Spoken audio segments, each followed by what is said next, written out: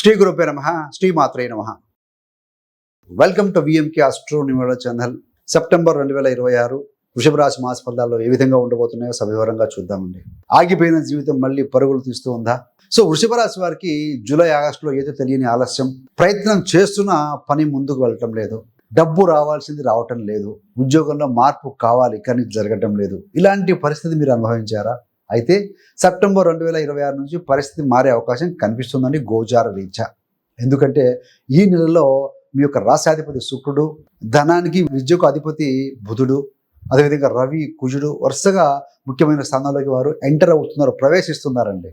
ముఖ్యంగా సెప్టెంబర్ 18 తర్వాత ఈ యొక్క కుజుడు, గురుడు వీరిద్దరి కలయికతోటి నీచభంగ రాజయోగం ఏర్పడబోతుంది. ఇది ఏంటంటే ఒక స్టాగ్నేషన్, ఆగిపోయిన దాన్ని బ్రేక్ చేసి ధైర్యము, ఒక యాక్షను, ప్రాపర్టీ సంబంధమైన ప్రోగ్రెస్ను తీసుకునే కాలంగా మనకు చెప్పబడుతోందండి. ఈ నెలలో డబ్బు అప్పుగా ఇవ్వటం కానీ, అంటే మనీ డెప్ట్గా ఇవ్వటం కానీ, బాస్తో గొడవ, ఫ్యామిలీలో యుగో, డ్రైవింగ్లో స్పీడు, ఈ 4 విషయాల్లో కూడా జాగ్రత్త. మరి సెప్టెంబర్ మాసంలో ఇంపార్టెంట్ ఈ యొక్క తేదీలు, డేట్స్ ఉన్నాయంటే సెప్టెంబర్ 2వ తారీఖు తర్వాత శుక్రుడు తులారాశిలోకి వెళ్తున్నాడు. అదేవిధంగా సెప్టెంబర్ 7న బుధుడు కన్యారాశిలో బుధుడు ఉచ్చ స్థితిలోకి వెళ్తున్నాడు. అక్కడ సెప్టెంబర్ 10న సో అమావాస్య యోగం ఉంటుంది. సో కుటుంబ విషయాలు జాగ్రత్తగా ఉండాలి. అదేవిధంగా సెప్టెంబర్ 17న రవి ఈ యొక్క కన్యారాశిలోకి వచ్చి బుధుడితో కలుస్తారనమాట. బుధ ఆదిత్య యోగం ఏర్పడుతుంది. సెప్టెంబర్ 18 తర్వాత కుజుడు కర్కాటకంలో వెళ్ళి గురుడితో కలుస్తారు అక్కడ.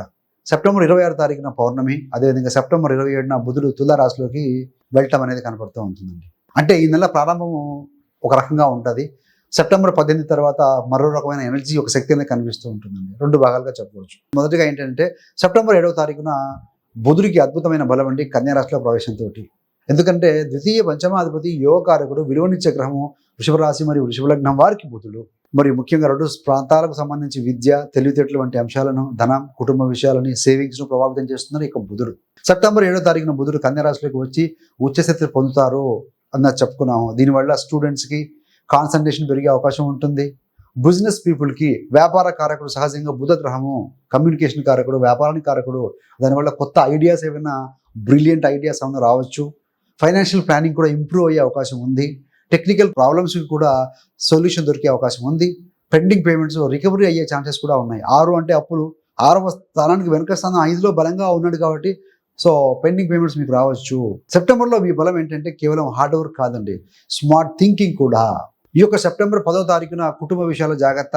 సో ఆ రోజున అమావాస్య రోజున 4వ స్థానాన్ని ప్రభావితం చేస్తూ ఉంటుంది.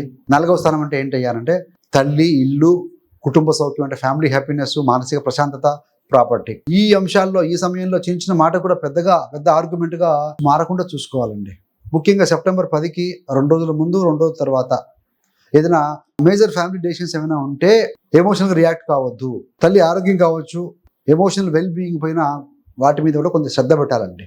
మరి వృషభ రాశి వారికి ఒక గోల్డెన్ లైన్ ఏంటయ్యారంటే మీరు ప్రతి మాటకు సమాధానం చెప్పాల్సిన అవసరం లేదండి. కొన్నిసార్లు మౌనం కూడా కుటుంబాన్ని కాపాడుతూ ఉంటుంది. ఎక్కడైనా మాట్లాడాల్సి వస్తే ఎదుటివారు మాట్లాడిన తర్వాత కాస్త పాస్ తీసుకోండి, తర్వాత ఆలోచించి మాట్లాడండి. సెప్టెంబర్ 17న బుధాదిత్య యోగం అంటారు. సెప్టెంబర్ 17న రవి కన్యారాశిలోకి వచ్చి బుధుడితో కలవడం వల్ల బుధాదిత్య యోగం ఏర్పడుతుంది. ఈ యోగం ఏమిస్తుందయ్యా అంటే ఎవరికైనా సరే జాతకంలో కనుక ఇలా యోగం ఉంటే ఇంటెలిజెన్స్ని, ఒక మంచి ప్లానింగ్ని, ఒక డెసిషన్ మేకింగ్, నిర్ణయం తీసుకునే శక్తిని, ఇలాంటి విషయాలకు బలం చేకూరుతుందండి. కానీ అదే సమయంలో వక్ర శనితో ఆపోజిట్లో ఉన్న కారణంగా ఏంటంటే ఒక ముఖ్యమైన సూచన, వార్నింగ్ కూడా ఉందండి. ఎందుకంటే రవి, శని ఒకటే కుటుంబ సభ్యులైన శత్రువులు వారిద్దరు కూడా. బాస్తో ఈగో క్లాస్ రాకుండా చూసుకోండి. నేనే కరెక్టు, నా మాటే ఫైనల్ అనే యాటిట్యూడ్ ఈ సమయంలో ఉపయోగపడదు. మీరు ఎంత గొప్పవారైనా సరే గుర్తుపెట్టుకోండి. సెప్టెంబర్ 17 తర్వాత బాసెస్ కానీ, సీనియర్ అడ్మినిస్ట్రేటివ్ అథారిటీస్తో ఎవరైనా ఉంటే వారితో కానీ డిసగ్రిమెంట్స్ వచ్చే అవకాశాలు ఏమైనా ఉంటే జాగ్రత్తగా ఉండాలండి. ఒకవేళ మీరే కనుక కరెక్ట్ అయినా సరే కొంత డిప్లొమాటిక్గా మాట్లాడండి. లౌక్యం కూడా ఉండాలి, తప్పదు. సెప్టెంబర్ 18 తర్వాత నీచ భంగ రాజయోగం అవుతుంది. ఏంటయ్యా ఇదంటే కుజుడు కర్కాటకంలోకి ప్రవేశిస్తారండి. ఆ సమయంలో కుజుడికి కర్కాటక రాశి బలహీన స్థానం, నీచ రాశి, ఇంగ్లీష్లో డెబిలిటెడ్ ప్లేస్ అంటాం. మరి కుజుడి నీచ రాశి అయినప్పుడు ఇది నెగిటివ్ గోచారం కదా అని మీకు అనిపిస్తూ ఉండొచ్చు. కానీ ఇక్కడే ఒక ట్విస్ట్ ఏంటంటే ఆల్రెడీ అక్కడ ఒక బలమైన వ్యక్తి, ఒక గురువు కూర్చొని ఉన్నారు, ఉచ్చస్థితిలో ఉన్నారు. సో కాబట్టి కుజుడి నీచత్వ ప్రభావం తగ్గి నీచ భంగ రాజయోగం ఏర్పడుతుంది. ఒక ఇంట్లో ఒక రూమ్లో ఒక ఇంటెలిజెంట్ క్లాస్లో టాప్ స్టూడెంట్ ఉంటే అదే రూమ్లో ఇంకో యావరేజ్ స్టూడెంట్ ఉన్నా కూడా ఈ ఇంటెలిజెంట్ పర్సన్ వల్ల అతను కూడా కొంచెం ఫస్ట్ క్లాస్ అబవ్ మార్కులు వేసుకునే స్కోప్ ఉంటుందండి. కాబట్టి సో ఏదేమైనా ఇక్కడ వృషభ రాశి వారికి 3వ స్థానం అవుతుంది. అంటే ధైర్యము, ప్రయత్నము, మీ యొక్క communication skills, younger siblings, short journeys ఇవన్నీ కూడా ఇనిషియేటివ్ అవుతాయండి. ఇంతకాలం చేద్దామా వద్దా అన్న విషయంపై ఆలోచించిన మీరు ఇక చేయాలి అనే కాన్ఫిడెన్స్కి మీరు వచ్చే అవకాశం ఉంది. మరి ఉద్యోగ విషయంలో చూస్తే ఉద్యోగస్తులకి ముఖ్యమైన మార్పు ఏముంటుందయ్యా అంటే రాహువు ఆల్రెడీ 10వ స్థానంలో ఉన్నారు, అక్కడ కుంభంలో ఉన్నారు 10వ స్థానంలో. సో దీనివల్ల ఏంటంటే కన్వెన్షనల్ పాత్ అంటే అందరూ వెళ్ళే దారిలో కాకుండా కొత్త అవకాశాలపై వెళ్ళాలనే ఆలోచన మీకు వస్తూ ఉండొచ్చు. ఏదైనా డిపార్ట్మెంట్ ట్రాన్స్ఫర్ కావాలా, రోల్ చేంజ్ కావాలా, జాబ్ ప్రొఫైల్ మార్చాలా, కొత్త ఉద్యోగం కావాలా. అయితే వీటన్నింటికి కూడా సెప్టెంబర్ 18 తర్వాత మీరు చేసే ప్రయత్నాలకి సపోర్ట్ పెరిగే అవకాశం బలంగా ఉందండి. ఉద్యోగంలో నిరుద్యోగులకు కూడా ఎంప్లాయ్మెంట్ అవకాశాలు బలంగా ఉంటాయి సెప్టెంబర్ 18 తర్వాత. కానీ ఆల్రెడీ జాబ్లో ఉన్నవారు గుర్తుపెట్టుకోవాలి, గాసిప్స్ వద్దు, ఆఫీస్ పాలిటిక్స్లో ఇన్వాల్వ్ కాకండి, గ్రూప్ పాలిటిక్స్ వద్దు. మీతో ఫ్రెండ్లీగా మాట్లాడిన ప్రతి వ్యక్తితో కూడా ఆఫీస్ సీక్రెట్స్ షేర్ చేయకండి. అందరూ మన వాళ్ళని కూడా కరెక్ట్ కాదు. మరి వ్యాపారము, డబ్బుల పరంగా చూస్తే ఈ భాగాన్ని మనం 2 భాగాలుగా చూసుకుందామండి. సెప్టెంబర్ 1 నుంచి 15 వరకు ఖర్చులు ఎక్కువగా ఉండే అవకాశం ఉంది. మీ యొక్క స్టాఫ్ ఖర్చులు కానీ, ఏదైనా ఎక్విప్మెంట్ సామాన్లు కొనటమో, ఆపరేషన్ మెయింటెనెన్స్ కాస్ట్ ఏదైనా పెరగటమో, క్యాష్లో కొంచెం ప్రెజర్ ఉండే అవకాశం అయితే ఉందండి. సెప్టెంబర్ 16 నుంచి 30 మధ్యన ఈ యొక్క పరిస్థితి మెరుగుపడుతుంది, ఇంప్రూవ్ అవుతుందండి. ఒక సీనియర్ వ్యక్తి కానీ, సీనియర్ పర్సన్ కానీ, లేకుంటే అనుభవజ్ఞుడైన ఒక మెంటర్ ఇచ్చే సజెషన్ వల్ల కొత్త క్లయింట్ లేదా కాంట్రాక్ట్ వచ్చే అవకాశం కూడా బలంగా ఉంది. ధనం విషయంలో సెప్టెంబర్ 5 నుంచి 28 మధ్యన స్ట్రక్ అయిన మనీ ఏదైతే ఉంటే అది తిరిగి రావడానికి అవకాశాలు ఉన్నాయి. కానీ ఈ నెలలో డబ్బులు అప్పుగా ఇచ్చే విషయంలో జాగ్రత్తగా ఉండండి. సో లెండింగ్ అనేది అవాయిడ్ చేయండి దయచేసి. అదేవిధంగా క్విక్ మనీ స్కీమ్స్ కానీ, అనెథికల్ షార్ట్ కట్స్ వంటి వాటిని దూరంగా ఉండాలని మనకు గ్రహస్థితులు తెలియజేస్తూ ఉన్నాయి. షార్ట్ కట్ మనీ కన్నా సేఫ్ మనీ ముఖ్యమండి. మన ప్రిన్సిపల్ క్యాపిటల్ కనుక సేఫ్గా ఉంటే చాలు. ప్రాపర్టీ విషయంలో చూస్తే ఇందులో ఆసక్తికరంగా ఉంటుంది. సెప్టెంబర్ 18 తర్వాత ఏర్పడే గురు పూజ యొక్క ప్రభావాన్ని బట్టి చూస్తే ఏదైనా ఒక ల్యాండ్ కొనడమో, అమ్మటమో, పూర్వీకుల ఆస్తి కానీ, ఒక ఇల్లు కన్స్ట్రక్షన్ చేయటమో, రెనోవేషన్ చేసుకోవడం, మార్పులు చేర్పులు అలాంటి విషయాలకి సపోర్టివ్గా అయితే కనపడుతూ ఉందండి గోచారం.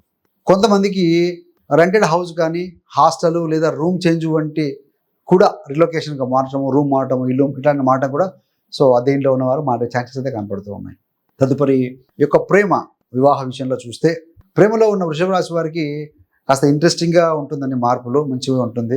పంచమాధిపతి పంచమంలో ఉన్నారు, శుక్రుడు కూడా బలంగా ఉన్నారు. కాబట్టి మీరు కనుక కాంటాక్ట్లో లేకుండా ఉన్నారా, మీ పార్ట్నర్ మిమ్మల్ని ఏమైనా బ్లాక్ చేసి ఉన్నారా, అట్లయితే కనుక సెప్టెంబర్ 7 తర్వాత మీ యొక్క కమ్యూనికేషన్ తిరిగి ప్రారంభమయ్యే అవకాశం ఉంది. ఖచ్చితంగా జరుగుతుందని కాదండి, గోచారించి అవకాశం ఉంది. ఏది ఏమైనా రాహు కూడా చూస్తున్నాడు, శుక్రుడి మీద దృష్టి పెట్టాడు. కాబట్టి మీ యొక్క రిలేషన్లో థర్డ్ పర్సన్ సలహా తీసుకోవద్దు. మీ సమస్యను మీరిద్దరూ మాట్లాడుకుని పరిష్కరించుకోవడం మంచిదండి. వివాహమైన దంపతులకి, మ్యారీడ్ కపుల్కి సెప్టెంబర్ 19 తర్వాత ఈ యొక్క సప్రెస్డ్ యాంకర్ అంటారు చూసారా, కోపతాపాల నుంచి బయటకు వచ్చే అవకాశం ఉంది.